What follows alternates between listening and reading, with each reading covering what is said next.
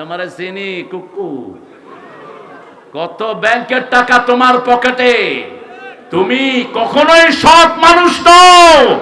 অসংখ্য জালিয়াতিতে তুমি বিপর্যস্ত তোমার জীবন। এক মাসের মাথায় তার ছেলের আলমারি থেকে বের হলো 22 কোটি টাকা। আমি সেই কথা বলার কারণে আমাকে হেমায়েতপুরে মাহফিলে উঠতে দেয়া হয়নি। আমরা বলবোই হকের কথা, আমরা বলতে বলতে হক কবরে চলে যাব, ঠিক না ঠিক? কিন্তু মাথা নত করব না। আমাদের আল্লামা সাঈদী বলেছিলেন, বেশি তেড়িবেড়ি করবি না। আমরা আছি 12 কোটি গাছের গোড়ায়, তোরা আছো তাকায়, একটু নাড়া দেবো মামু বাড়ি দিল্লি গিয়ে পড়ব। কোথায় গেছেন? আর কোথাও জায়গা পায় নাই। আবার বলছেন এমন একটা সময় আসবে ইঁদুরের গর্ত তালাশ করে পাবা। এই পাবনা ছিল তার প্রিয় জায়গা। আরিফপুর কবরস্থানে দীর্ঘদিন একটানা এসেছেন এই আল্লাহর এই প্রিয় গোলাম। আল্লাহ তার কবরটাকে জান্নাতুল ফেরদাউস বানিয়ে দাও। 13 বছর এত ছোট্ট জায়গায়, টেবিলের চেয়ে একটু বড় জায়গাতে তার রুম।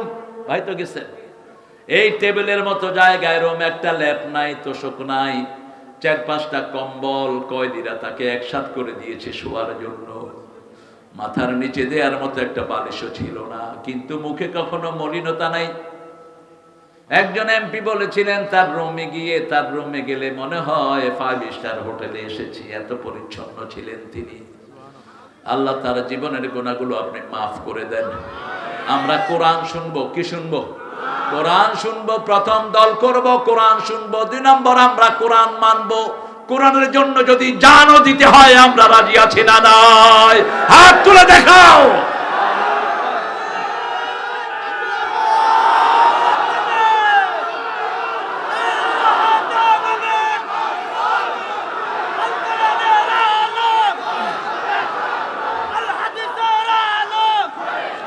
আল্লাহ আমাদেরকে কবুল করুন। আমাদেরকে মৃত্যুর ভয় দেখাবে না। আমরা কাফনের কাপড় নিয়ে তৈরি থাকি। আমরা শাহাদাতের জন্য দৌড়াই, তোরা জীবন বাঁচানোর জন্য দৌড়াস। মৃত্যুর ভয় আমাদেরকে দেখাবে না। আল্লামা ইকবাল বলছেন, তেগো কি সায়ে মে হাম পল কর জওয়া হুয়ে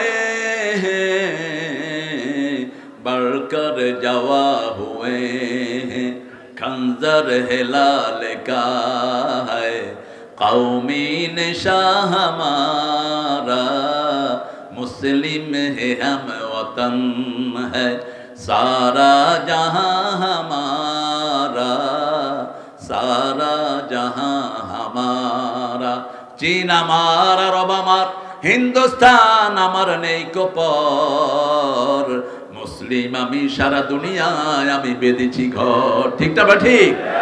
তলোয়ারের ছায়ার নিচে আমরা বড় হয়েছি। আমাদেরকে মৃত্যুর ভয় দেখাবে না। আমাদের নিশান হলো তলোয়ার। ঠিক না বা ঠিক? আমার নবী তলোয়ার বহন করেছেন, সব সাহাবীদের তলোয়ার ছিল। আমাদের তলোয়ার আমরা হাতে উঠিয়ে নিতে পারি যে কোনো সময়। রাসূল বলতেন, যেই মুসলিম যুদ্ধবিদ্যা শিখে না সে আমার উম্মত নয়। দুর্বলের কোন জায়গা ইসলামে নাই, সবল হব। রাজি আছি তো? মুসা আলাইহিস সালাম এক থাপ্পড়ে ফেরাউনের সেনাপতিকে মেরে ফেলেছেন। কোন নবী? কোন নবী? যখনই ফেরাউন না শুনলো আমার সেনাপতির কে যেন থাপ্পড় মেরে মেরে ফেলেছে, কয় মুসা ছাড়া আর কেউ না। কারণ ছোটবেলায় সে তো 2-1টা খাইছিল। আমরা কাউকে ধরি না, ধরলে আর ছাড়বো না। আমরা কাউকে আগে আক্রমণ করব না, কিন্তু আমাদেরকে আক্রমণ করবা না। ঠিক না বা ঠিক? আমরা এক আল্লাহকে মানি। আমরা পড়ি লা ইলাহা লা ইলাহা ইল্লাল্লাহু মুহাম্মাদুর রাসূলুল্লাহ সাল্লাল্লাহু। তাহলে প্রথম ইসলামী দল, 2 নম্বরে শুনবো, 3 নম্বরে মানবো, 4 নম্বরে জিহাদ করব। কার কথা? অজাহিদহুম বিহি জিহাদান কবীরা, বড় জিহাদ করবা। আমরা বললাম কতদিন জিহাদ থাকবে? রাসূল বলছেন আল জিহাদু মাদিন ইলা ইয়াউমিল কিয়ামা, কিয়ামত পর্যন্ত জিহাদ থেকে যাবে। আমরা বললাম জিহাদ করলে লাভ কি? আল্লাহ বলছেন যদি দুনিয়ার আগুন জাহান্নামের আগুন নিভাতে চাও ঈমান আনো, জিহাদ করো। কার কথা?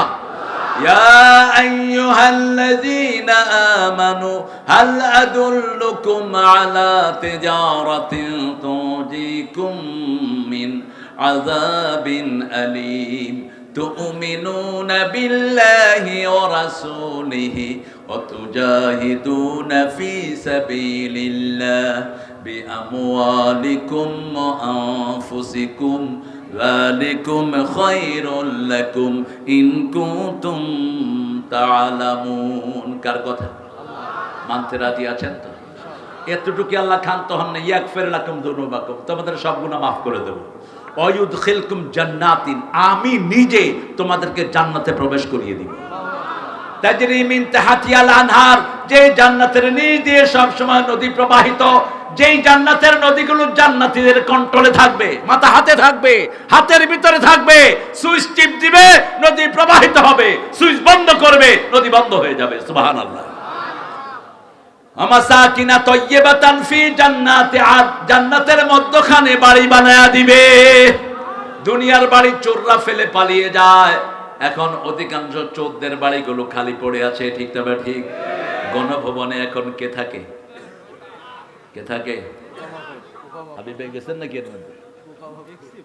দেখছেন, এখন ভয়ে কেউ তাকায়ও না, ভয়ে কেউ ভূতও থাকে না ডরে, কারণ বড় ভূত আছিল তো এটার ভিতরে, কেউ নাই। 5 তারিখ 9টা পর্যন্ত বাড়ি সরগরম, বাড়িতে কত রকমের রান্না, কত রাজহাঁস, পুকুরে কত মাছ, কাঁঠাল রানী যখন যা খেত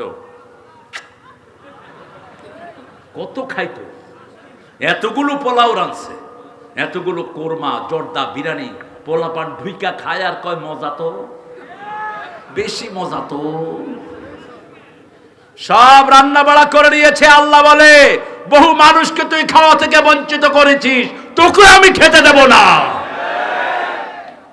4 বাহিনীর প্রধান ওনার সামনে ওয়াকার, পুলিশের আইজি, নৌবাহিনীর প্রধান, বিমান বাহিনীর প্রধান, বলছে এই ওয়াকার তোরে কি দেইনি, তুই গুলি চালা। বলছে ম্যাডাম এত গুলি আমার কাছে নেই, যেদিকে তাকাই লক্ষ লক্ষ মানুষ। এই মানুষ নাজিল করে দিয়েছেন কে? আইজিকে বলা হলো তুই গুলি করস না কেন? কয় একজনকে গুলি করলে 100 জন বুকের বুতুম খুলে দেয়। ঘরের ভিতরে কোনো মানুষ নাই, ছোট দুধের শিশু সহ সব রাস্তায়, কোন মানুষ ভিতরে ছিল না, হিন্দু বৌদ্ধ সব একখানে, ঠিক না ঠিক? ছোটদের বড়দের সকলের, গরিবের নিঃস্বের ফকিরের, আমারই দেশ সব মানুষের, সব মানুষের, ঠিক না ঠিক? আর তখন ছিল একজনের শুধু। কয়জনের? সিরাজগঞ্জে আমার মাহফিল, তো সেখানে পুলিশের এডিশনাল এসপি বিকাশ এমপি স্টেজে উপস্থিত। এরকম আপনাদের মতো একটা এত বড় হবে না, তখন তো মানুষ বড় হতে দিত না, বিভিন্ন ভয় থাকতো মানুষের মধ্যে। 50,000 লোক, হয়তো 60,000 লোক হবে। তা আমার আগে দিয়ে এক হুজুরকে দিছে গজল গাওয়ার জন্য। হুজুর গজল গাইতেছে, যদি রাত পোহালে শোনা যেত আল্লামা সাইদি জেলে নাই। এখন যখনই কইছে আল্লামা সাইদি জেলে নাই, এসপি কয় এই অ্যারেস্ট কর। আমি কইলাম এসপি এটা তোর বাপের বাড়ি না, গায়ে হাত দে তোর চামড়া উঠিয়ে ফেলবো। এই মানুষ তোকে ছেড়ে দিবে না, ঠিক না ঠিক? এখন ওই যে বিকাশ এমপি বলতেছে হুজুর হইল কি? আমি যা হওয়ার তাই হলো। জিব্বা তো আর তোমার হাতে না, জিব্বা আল্লাহর হাতে। তুমি কি শুনতে চেয়েছো আর কি হয়ে গেল সেটা তো আমি কইতে পারতেছি না। হুজুরও তোমাদের, মাহফিলও তোমাদের। এখন ওকে বলতেছে আরেকটা গাও, তো কনা না, আর গায়েন না, আর গায়েন না, আবার কোনটা না কোনটা গায়। কি ভয়! তাদের নেতারা তাদের জন্য দোয়া করতে পারে নাই। যুবলীগের নেতা দোয়া করে, আল্লাহ আমাদের বড় নেতারে জাহান্নামের ভালো জায়গায় রেখে দিও। 15ই আগস্টে সবাই মিলে বসেছে, একটু দোয়া খায়ের করবে। হুজুর আনছে একটা, কয় আল্লাহ 15 আগস্টে যারা খুনি তাদেরকে জান্নাতুল ফেরদাউস দিয়ে দিও। আরেকটা নিয়ে আসছে, কয় ঈদের ঘোষণা দে, হে ঘোষণা দিচ্ছে আগামীকাল 10টার সময় ঈদুল আজহার জানাজা অনুষ্ঠিত হইবে। কেন এটা হলো? জিহ্বায় সবার আগে প্রশংসা করতে হবে কার? তাহলে জিহ্বাকে ভালো রেখে দেন কে? লা ইলাহা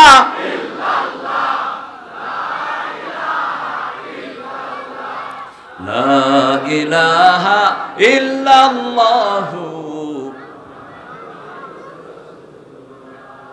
এক সাহাবী বসে আছেন রাসূলের পাশে সাল্লাল্লাহু, রাসূল কথা শুনছেন। সে শুনতেন বেশি, বলতেন কান কয়টা? কয়টা? মুখ। শুনবেন বেশি, বলবেন কম। রাসূল শুনছেন আর মধ্যে মধ্যে পড়ছেন আস্তাগফিরুল্লাহ আস্তাগফিরুল্লাহ আস্তাগফিরুল্লাহ। কি পড়ছেন? সাহাবী বললেন ৭৫ বার আস্তাগফিরুল্লাহ পড়ে ফেলেছেন রাসূল। কয়বার? আবু হুরায়রা বলছেন আমি একদিন গুনলাম, রাসূল সাল্লাল্লাহু আলাইহি ওয়াসাল্লাম কথা শুনছেন, মাঝে মধ্যে নীতি কথাও বলছেন, এর ফাঁকে ফাঁকে তিনি বলছেন আস্তাগফিরুল্লাহ আস্তাগফিরুল্লাহ ১০০ বার পড়েছেন রাহমাতাল লিল। রাসূল বলছেন যার আমলনামায় ইস্তেগফার বেশি থাকবে কিয়ামতের ময়দানে তার জন্য সুসংবাদ হয়ে যাবে। সবার জন্য মাপ চাইবো, শুনবো, বেশি বলবো সামি'না ওয়া আতা'না, শুনবো মানবো, তারপরে জিহাদ করব। ঠিক না ঠিক? জিহাদ করলে জান্নাত দান করে দিবেন কে? তিনজন যেখানে থাকবেন একজন হবে নেতা। কয়জন? রাসূল বলছেন মান সাফারা লিওয়াহদিহি ফাহুয়া শায়তান, যে একা সফর করে ও শয়তান, যে দুইজন সফর করে সেও শয়তান। রাসূল কোথাও পাঠালে 4 জন পাঠাতেন, 40 জন পাঠাতেন, 400 পাঠাতেন, 4000 পাঠাতেন, রাহমাতাল লিল আলামিন। এই সংখ্যাটা তিনি নিতেন। আমি চিন্তা করলাম কেন 4? শেষে একটা বুঝ আমি পেয়েছি। আল্লাহ হওয়ার জন্য গুণের দরকার কয়টা? সূরা ইখলাসের আয়াত কয়টা? কুল হুয়াল্লাহু আল্লাহুস লাম ইয়ালিদ ওয়া লাম ইয়াকুল লাহু। আবার রাসূলের নাম মুহাম্মদ কোরআনে কয়বার এসেছে? কয়বার? 4 বার। মুহাম্মাদুর রাসূলুল্লাহ। সূরা ফাতহের শেষ আয়াত। সূরা আলে ইমরানে আল্লাহ বলেছেন মা মুহাম্মদ ইল্লা রাসূল। এরপরে সূরা মুহাম্মাদে বলেছেন আমিনু বিমা নুজিলা আলা মুহাম্মদ। সূরা আহজাবে 40 নাম্বার বলছেন মা কানা মুহাম্মাদুন আবা আহাদিম মির রিজালিকুম ওয়ালাকির রাসূলুল্লাহি ওয়া খাতামান নাবিয়্যিন ওয়া কানা আল্লাহু বিকুল্লি শাইইন আলিমা। ধর্মীয় কারণে কোনো মানুষকে বাপ ডাকা জায়েজ নাই।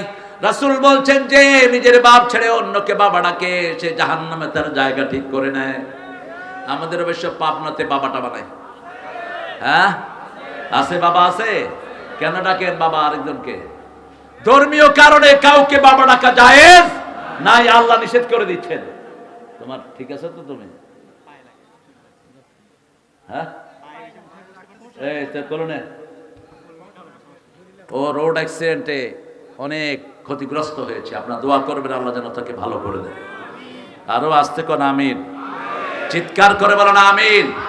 জিহাদ করবেন তো? জিহাদ করবেন তো? হাত তুলে দেখা দেন কারা কারা।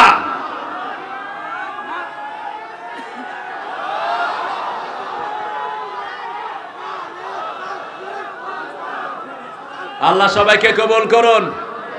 আরো জোরে বলেন আমিন।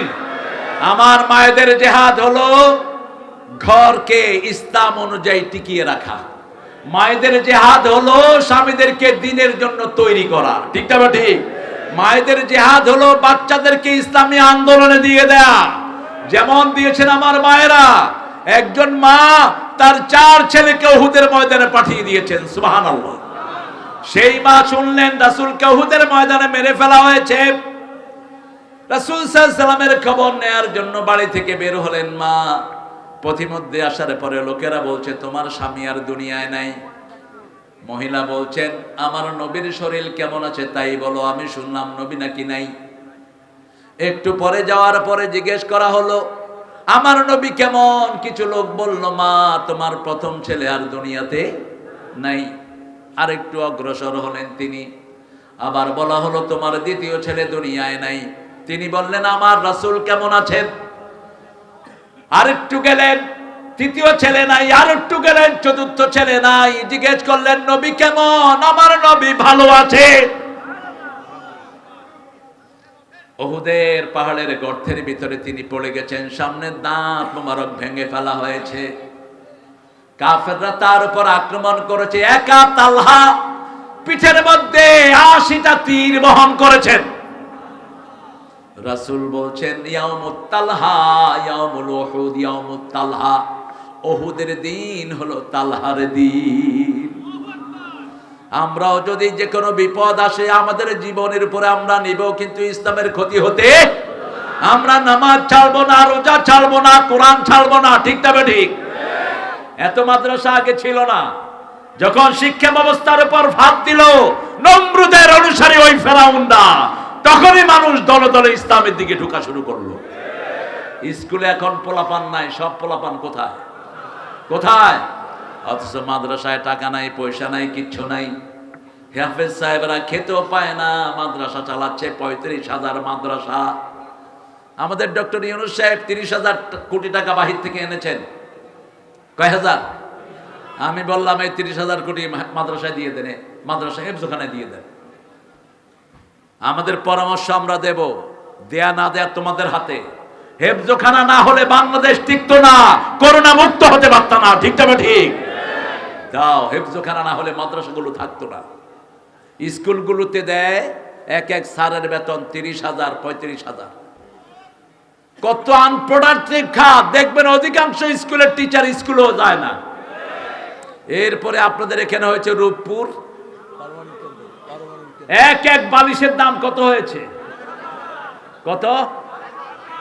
সবাই জানে। দেখি ভাই আমারে এরকম একটা বালিশ দিয়ে। আমার বউ পড়ে কয় এত সুন্দর বালিশ হয় যেটার দাম ৭,৫০০। হ্যাঁ, এটা পেতে হলো রূপপুর যেতে হবে। পারমাণবিক অস্ত্রের খনি যখন সারা দুনিয়া কন্ট্রোল করতেছে, তখন এখানে শুরু হয়েছে। আমরা চাই এটা হোক, কিন্তু এটার কারণে যা হয়েছে, রাশিয়ানরা আমাদের এই রূপপুরে মদের খনি নিয়ে আসছে। ঠিক তবে ঠিক। কত টন মদ বিক্রি হয় দৈনিক, হিসাব নাই। আপনারা কি মনে করেন শুধু রাশিয়ানরাই খায়, বাংলাদেশে কোনোটা নাই? ওরা ঢাইলা দেয়, ওরা খায় 2 গ্লাস, এরা খায় 1 গ্লাস। মদ আছে যেখানে চরিত্রহীনতা সেখানে। রাসূল বলছেন 3 কারণে ভূমিকম্প হয়। কয় কারণ? মা এসে জিজ্ঞেস করলেন মা হুয়া সাবাবুজ জালজালা, ভূমিকম্প হয় কেন? রাসূল বললেন প্রথম গানের কারণে ভূমিকম্প হয়। কিসের কারণে? বাজনা। 2 নম্বর জিনা, 3 নম্বর মদ।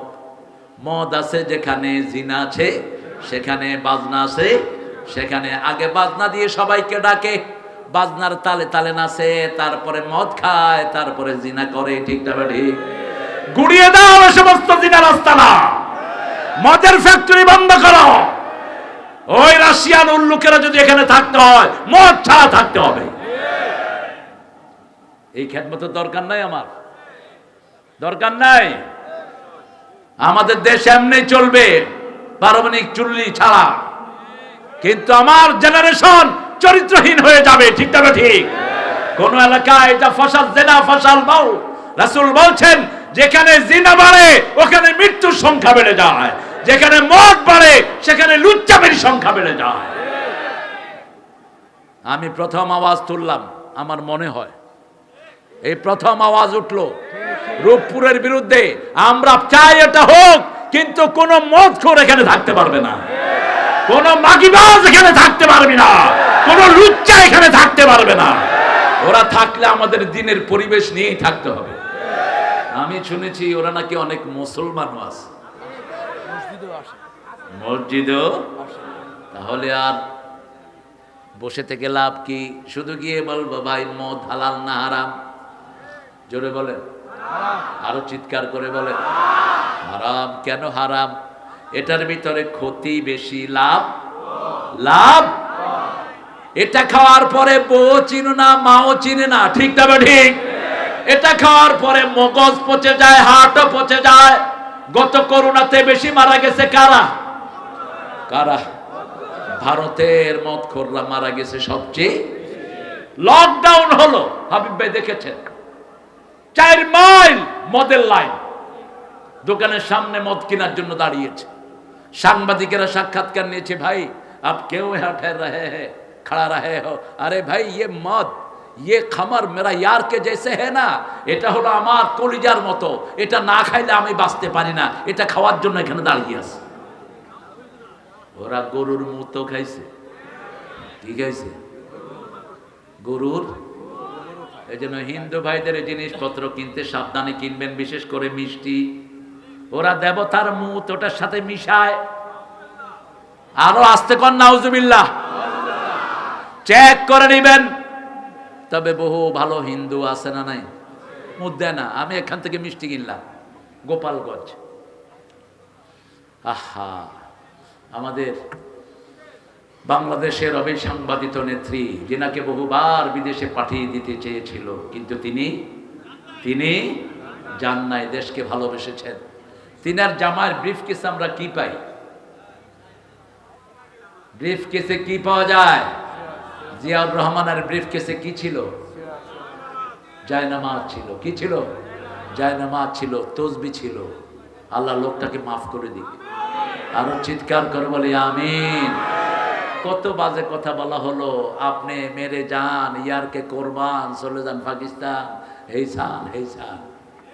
ডক্টর ইউনূস মাঝে মধ্যে ভালো কথা বলে, জ্ঞানী মানুষ তো, চেষ্টা করে এখানে এসেছেন তিনি। আগে সুদের সাথে জড়িত ছিলেন, বলছেন আমি তওবা করছি। আমরাও ধরে নিলাম তওবা করছি। সুদ আল্লাহ কোনোভাবেই মাফ করেন না। সুদের সবচেয়ে বড় গুনাহ হলো আল্লাহর সাথে যুদ্ধ করা, আর সবচেয়ে ছোটটা হলো মায়ের সাথে জিনা করা। আইসারুহা আইয়ানকিহা রাজুলু উম্মাহা, আর বড়টা হলো ইউহারিবুন আল্লাহ ওয়া রাসূলা, আল্লাহর সাথে রাসূলের সাথে যুদ্ধ করা। আমরা সুদ খাবো না, দেব না, ঠিক না ঠিক? তিনি বলছেন, দেখেন যাদেরকে পাকিস্তানের দালাল বলেছেন, ওরা কেউ পাকিস্তান যায়নি। ওনারা সব কোথায় গিয়েছেন? কোথায়? ভারত। তার মানে ওনারা ভারতীয়, এখানে চুরি করতে এসেছিল, ভোটের অধিকার নষ্ট করতে এসেছিল, ঠিক না ঠিক? সবার দ্বিতীয় বাড়ি সেখানে আছে না নাই? আপনাদের ঈশ্বরদীর সবচেয়ে বড় ব্যবসায়ী, তার সব 1000 কোটি টাকা হলো ভারতে। এখানে শুধু কামাই করে, কি নাম? শ্যামল বাবু, শ্যামলী বাস। এমবার্গো দিয়ে দাও, ডাক্তার ইউনূস তুমি এমবার্গো দিয়ে দাও, বাংলাদেশের টাকা বাংলাদেশেই রাখতে হবে, ঠিক না ঠিক? কোথাও পাচার করা যাবে না। আফগানিস্তান 3টা কাজ করে আজকে পৃথিবীর 3 নম্বর ধনী দেশ। আমরা আফগানিস্তানে ত্রাণ পাঠাইছি 2-3 বছর আগে। এখন আফগানিস্তান মোল্লারা দখল করেছে, ঠিক না ঠিক? আফগানিস্তানের এখন ক্ষমতায় বসেছে লা ইলাহা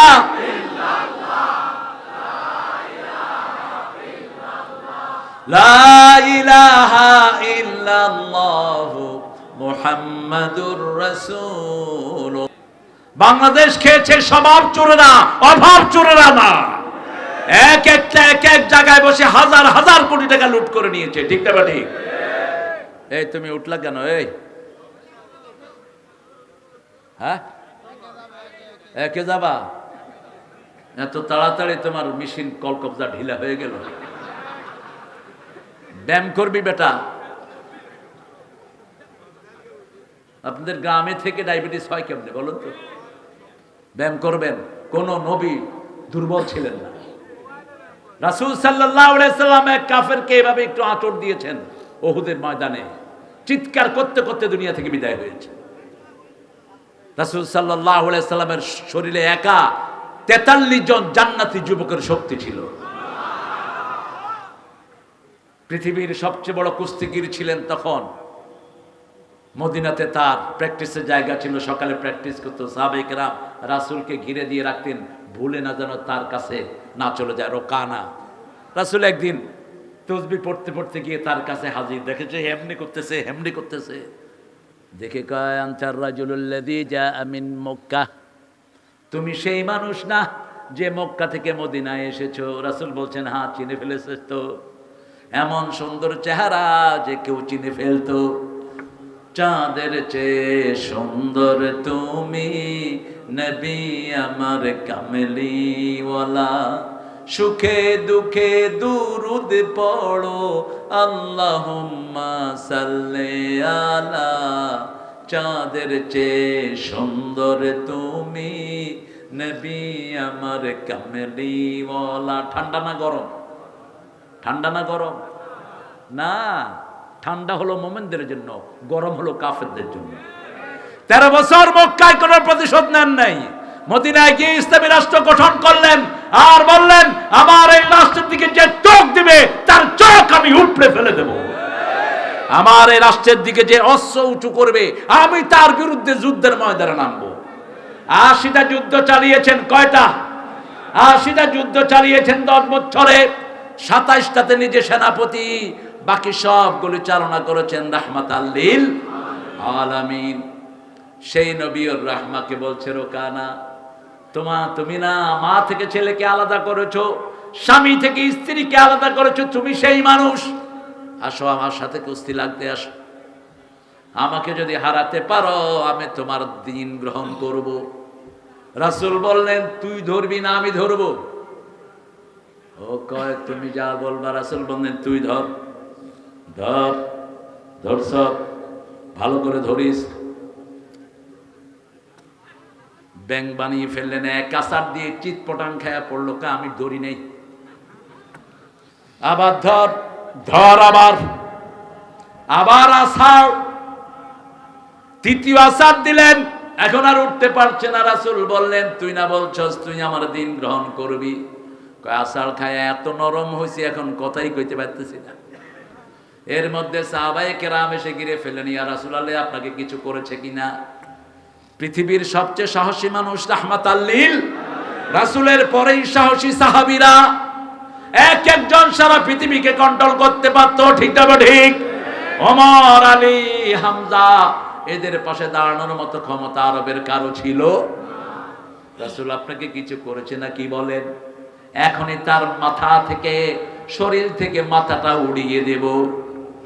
আমরা তো মরে গেছি, আমরা শেষ, আমাদের মধ্যে কোনো চেতনা নাই। রাসূলকে লুচ্চা বলে, ওরা আবার বুক দর্পে মাটিতে হেঁটে বেড়ায়, ঠিক না ঠিক? আবার আপনাদের উনি গিয়ে ওই রাসূলকে গালি দিয়েছে যে তাকে বলেছে দ্বিতীয় মুক্তিযুদ্ধের প্রথম শহীদ। কি নাম তার? ব্লগাররা তাকে মেরে ফেলেছে, কি নাম? রাজীব। কি নাম? এত নোংরা কোনো মানুষ হতে পারে না। রাসূলের অপমান আমরা সইব না। আমরা জিহাদ করব, নামাজের জন্য করব, পর্দার জন্য করব, বাচ্চার অধিকারের জন্য করব, ঠিক না ঠিক? কার কথা? আল্লাহর কথা। আল্লাহ বলছেন শোনো, জিহাদ যদি করো আমি তোমাদের জন্য জীবনের গুনাহ সব মাফ করে দেব। ইয়াগফির লাকুম যুনুবাকুম, গুনাহ মাফ করে দেব। ওয়া ইউদখিলকুম জান্নাতিন তাজরি মিন তাহতিহাল আনহার।